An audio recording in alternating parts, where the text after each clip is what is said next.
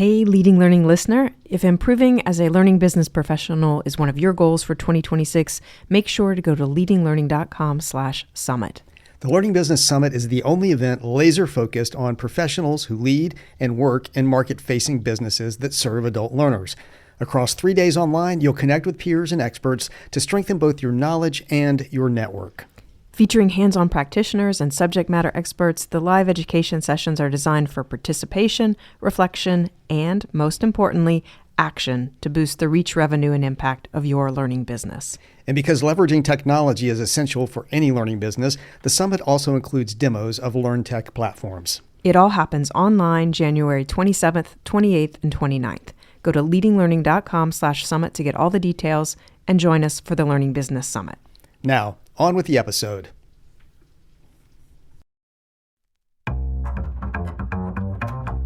If you want to grow the reach, revenue, and impact of your learning business, you're in the right place. I'm Celisa Steele. I'm Jeff Cobb, and this is the Leading Learning Podcast. Both the concept of mindset and Carol Dweck's book titled Mindset continue to influence how we think about learning, leadership, and performance. This episode, number 468, is an encore airing of an episode from our archives in which Jeff and I dig into the distinction between fixed and growth mindsets, and we explore how those mindsets shape the ways adults approach challenge and change, and we connect Dweck's research directly to the work of learning businesses. Originally released in May 2019, we think the conversation remains highly relevant as organizations deal with uncertainty, look to cultivate innovation, and work to foster the development of resilient, adaptive learners. We hope you enjoy this revisit to mindset, capital M and lowercase m.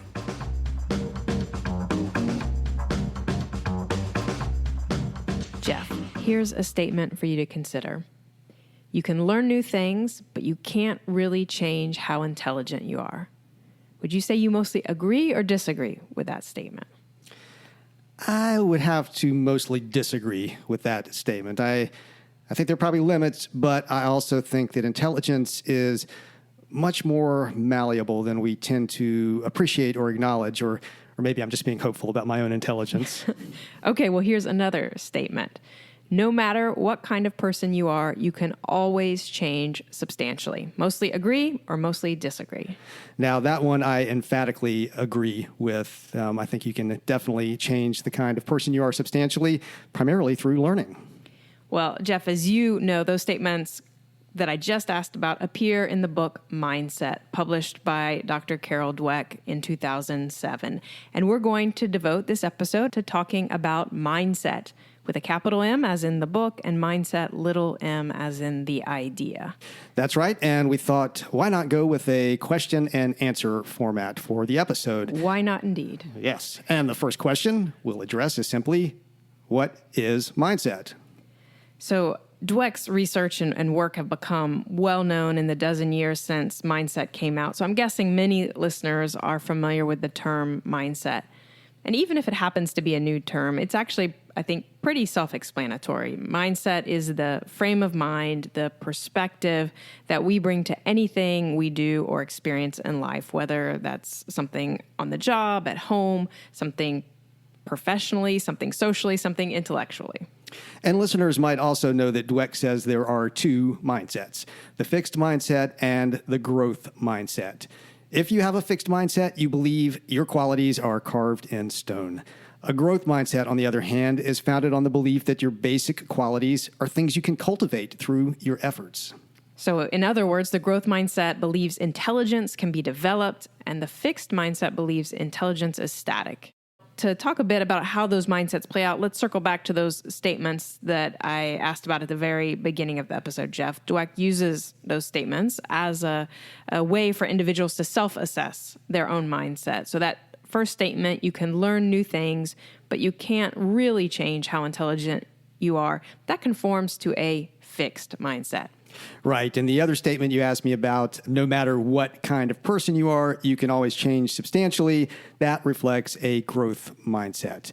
And now that we've covered what mindset is, let's move on to question number 2. How does mindset relate to learning? Growth mindset ties directly to learning. Dweck herself writes, "The belief that cherished qualities can be developed creates a passion for learning." That is, if you believe you can change and always change substantially and that your own efforts make that change possible, you're going to embrace the potential of learning. And so it seems that those of us who work in learning businesses should, by default, embrace the growth mindset. And yet, that doesn't always happen. It's important to recognize that we bring different mindsets to different circumstances. Something I wrote about in 10 Ways to Be a Better Learner, and that I continually see in myself and in others, is that we may have a growth mindset in many areas of our lives, maybe even most areas, and yet be stymied by a fixed mindset in others. I see that in myself and in others as well. And Dweck makes the point that as individuals, we're usually not entirely of the fixed mindset or entirely of the growth mindset. So I might have a growth mindset about my ability in a sport. I might think I can practice tennis and I can get better, but I might have a fixed mindset about my ability with music. I might tell myself there's no way I can learn to play the violin at this point in my life. I think you can because, one key to becoming a better learner is to ferret out those fixed mindset areas and, where appropriate, replace them with a growth mindset. And I think it's common for both learning business professionals and learning businesses to feel, for example, that they have a growth mindset as relates to creating effective education. That's something they feel confident about. They can always improve there and do a good job at it. But then they feel that they have no abilities and no real capacity for growth when it comes to something like marketing, which of course is so essential for success as a learning business. Yeah, and I think there's another variation of this kind of mixed mindsets, and that's that we may have a fixed mindset about our own ability in some area, but have a growth mindset for others in that area. So, again, to use that violin example, I might think it's too late for me to take up the violin, but I might believe that my kids can learn any musical instrument they want as long as they just put in the time and the effort. Mm. And those of us working in learning businesses, we may judge our own abilities differently than those of the learners and customers that we serve. We might embrace, for example, the almost limitless possibilities of learning, that growth mindset, but then think that our learners are just never going to get it. They're not going to understand that concept and embrace that growth mindset. Or maybe it's vice versa, that the learners, they can do anything if they'll just engage with those learning experiences we're creating for them. But then at the same time, we're thinking it's impossible to ramp up our learning business in new areas and to achieve the growth we'd like to with our learning business. And so as we're beginning to tease out here, mindset applies to A, us as individuals, to ourselves, B, to the learners that we serve, and C, to our learning businesses as entities. And we want to talk about each of those groups, A, B, and C. And so our next three questions are going to address each of those groups. We're taking a quick break to remind you about the 2026 Learning Business Summit, the event built specifically for people who run, manage, and grow learning businesses. If you're responsible for designing strategy, shaping products, or driving impact and revenue, the summit is designed for you. Over 3 days online, you'll learn from practitioners who are solving real problems in real learning businesses. You'll take part in highly interactive sessions, no passive webinars here. You can expect thoughtful prompts, practical ideas, and space to reflect and plan your next steps. You'll also get to see how LearnTech platforms are evolving through short, focused demos, helpful whether you're evaluating tools or just trying to stay current. The Learning Business Summit runs online January 27th to 29th, 2026. Head to leadinglearning.com/summit to learn more and save your spot. How does mindset impact us personally? I think we've begun to address this. Mindset has really huge ramifications because it's the backdrop for really everything that we do. It's the backdrop for how we engage with others, for how we learn, for what we choose to learn. But it's worth adding that the growth mindset does come with a kind of perseverance. Dweck writes, the passion for stretching yourself and sticking to it, even or especially when it's not going well, is the hallmark of the growth mindset. And so I think that's critical. The two mindsets see challenge, risk, and effort very differently. The growth mindset embraces challenge and effort and sees failure as an opportunity to learn and an opportunity to improve. The fixed mindset, on the other hand, sees challenge and effort as dangerous. If intelligence or social skills or whatever ability is fixed, then working hard for something is a sign of inferiority. The logic of the fixed mindset is if you're good at it, it should come naturally, effortlessly, immediately. Yeah, and the fixed mindset sees failure as forever. So if you have a fixed mindset and you fail at something, then you're bad at that thing. So it doesn't offer a whole lot of opportunities for recovering. And that's versus a much more generous viewpoint from the growth mindset that, if you fail, you just did that thing badly that one time. And of course, you're going to be able to bounce back. And, this view of setbacks is really it's so important because we know that challenge and effort are important aspects of learning. They're fundamental to it. Think of the concept of effortful retrieval, for example. Yeah. An effortful retrieval. That makes me think of Make It Stick, The Science of Successful Learning, that book. Yeah, and those authors mentioned Dweck more than once, in fact, dozens of times throughout the book, because they recognize how important mindset is to successful learning. And in fact, we'll be sure to link to an episode we did with Peter C. Brown, who is one of the co-authors of Make It Stick. Definitely go check that out. But in the meantime, let's move on to the fourth question, which is, how does mindset impact the learners you serve? So first and foremost, I think mindset impacts the learners we serve in the same way that it impacts us. That means mindset determines the attitude that learners bring to a learning experience, and the learner's mindset plays a huge part in how effective any learning experience can be.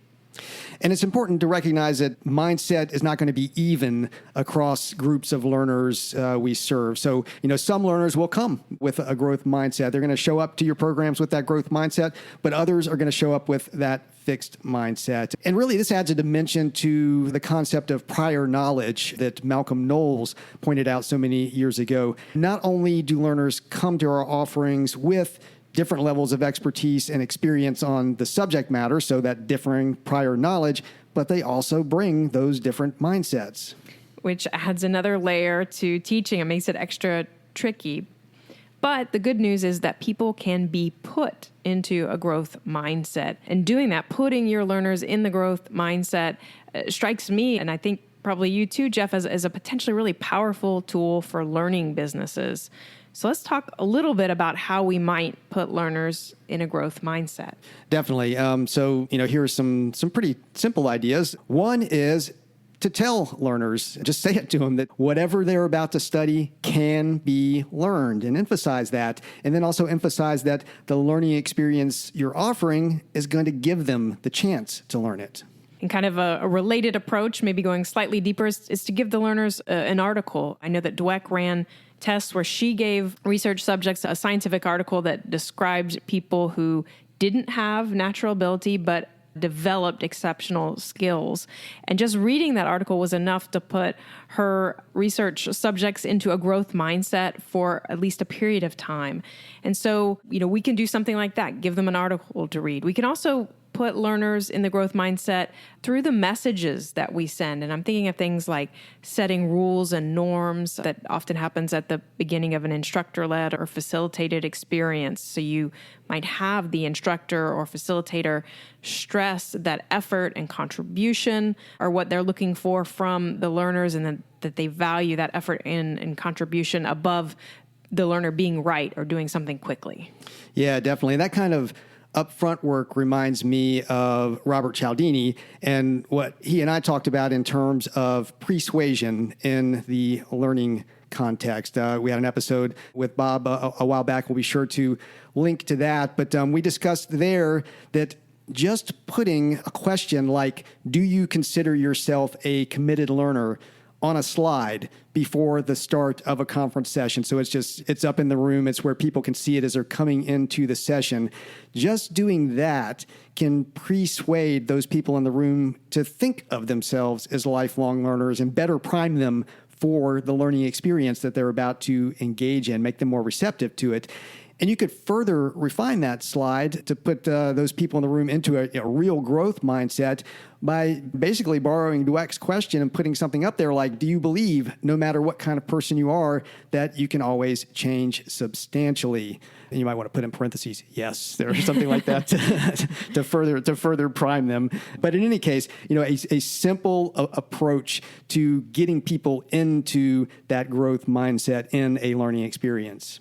Right. And so those are great ways to prime and persuade. And then, of course, you have to make sure that you keep that growth mindset front and center as you actually head into the learning experience. And so one aspect that I'm thinking of, for example, is feedback, because that's such a tricky area, or can be a tricky area. And because one thing you need to do is that make sure that the feedback, you want to stress and praise learners' effort and the process that they go through to do something versus judging the learner's talent or intelligence.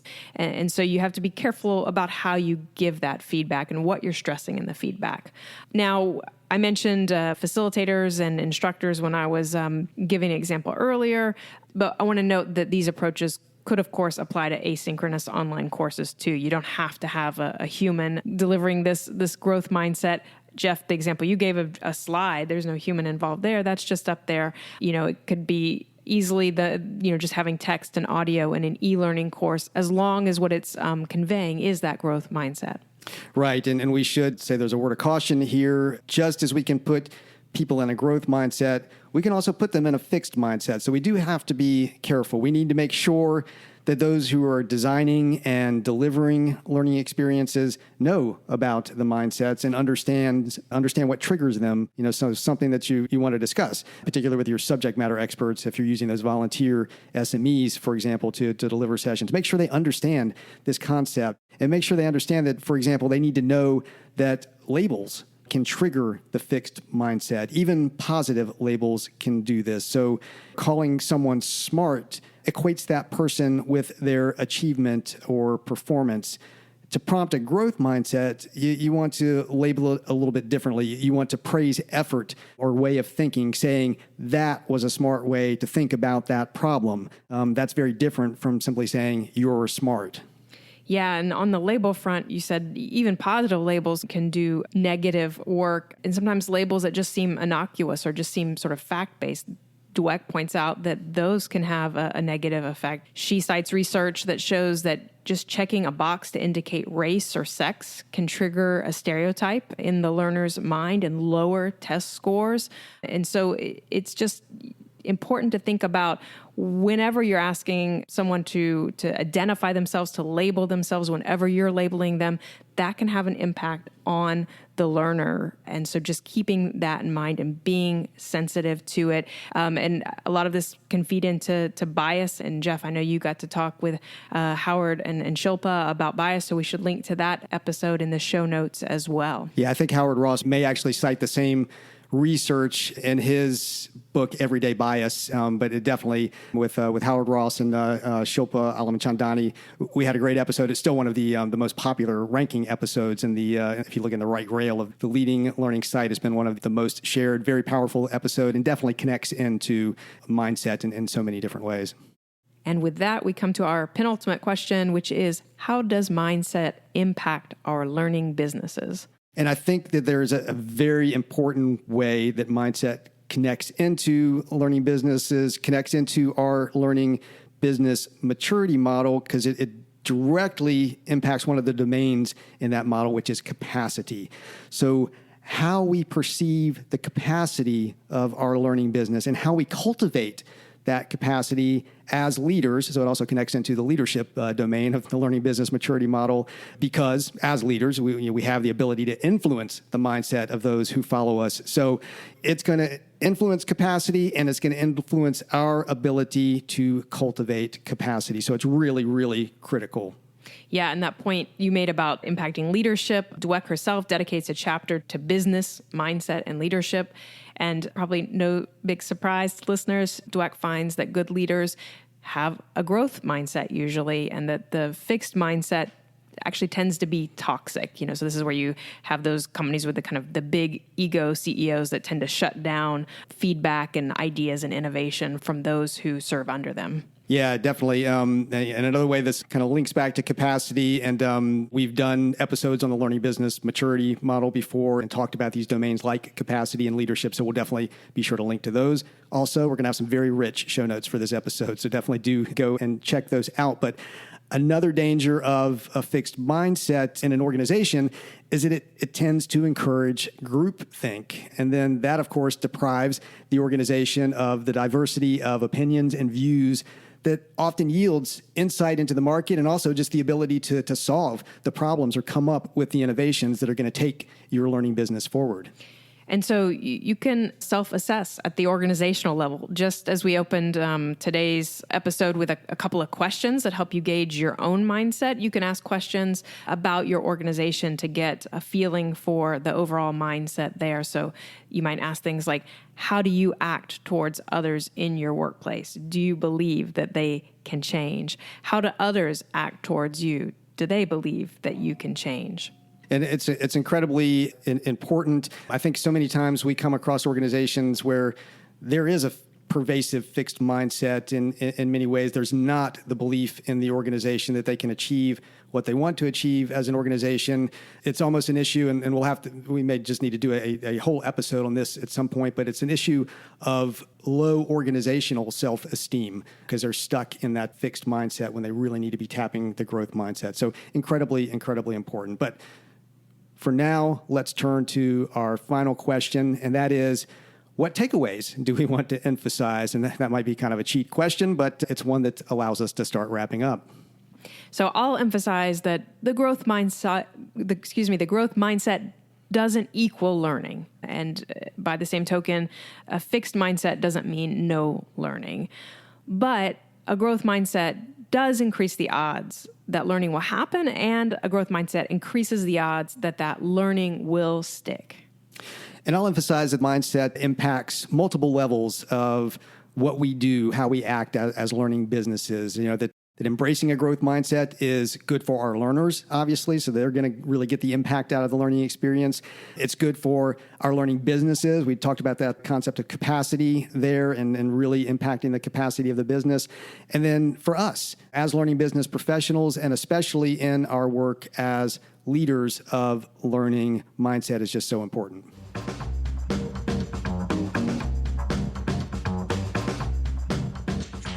That wraps up this encore airing of our episode on mindset. In the show notes at leadinglearning.com/episode 468, you'll find a transcript and options for subscribing to the podcast. If you enjoy the Leading Learning Podcast, please share this episode or another with a colleague or coworker you feel would appreciate and get value from it. Thanks again, and see you next time on the Leading Learning Podcast.